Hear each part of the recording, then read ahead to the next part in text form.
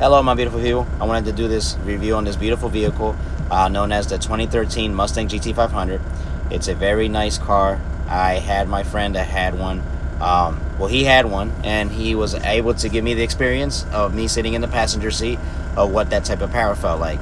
That was my first time ever being in a car with 662 horsepower. I don't know how to explain it, but it was like a gut-wrenching feeling, at least for me. But I'm sure it doesn't feel like that for everybody when you get used to that type of power and you're chasing well over 1,000. But I love the way the 5.8 liter engine sound, the aluminum block. And I didn't know that these things were capable of doing 200 miles per hour. I find that really impressive for a Mustang. Now, to have it paired up with a 6-speed manual transmission, you got the Brembo brakes, 0 to 60 is in 3.5 seconds.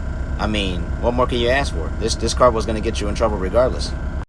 Now here, it says top speed actually is 202. Correct me if I'm wrong, guys. For anyone that has this vehicle, if you've been able to hit that type of speed, comment if it's capable of doing it. Does it feel like a slouch? I don't want to get no criticism for this, but what I mean when I say slouch is, does it keep pulling towards the top end, or do you notice it starts slowing down? Or does it keep the power band? Is it in the power band the whole time? Because there's some vehicles that just drop after they hit a power after a certain amount of miles per hour, or this thing just like pulls as if after 202 it wants to keep going, or does it not feel stable? That's what I want to know pretty much, because I have never gone that fast at any vehicle, 200 miles per hour. And it has the Tremec TR6060. I don't know too much about that transmission, but I also need insight on that, please, if you guys don't mind. Is that a great transmission? Was that does it have any issues or anything like that with this vehicle, or you don't got nothing to worry about? And here's the vehicle, nonetheless. I like this color. It stands out. I just always look at it, I'm like, how could you ever get tired of looking at this car? Like, this car just looks phenomenal. It stands out, and it's just beautiful. And I unfortunately, my bad, I don't get to see too many of these. I don't see them as often.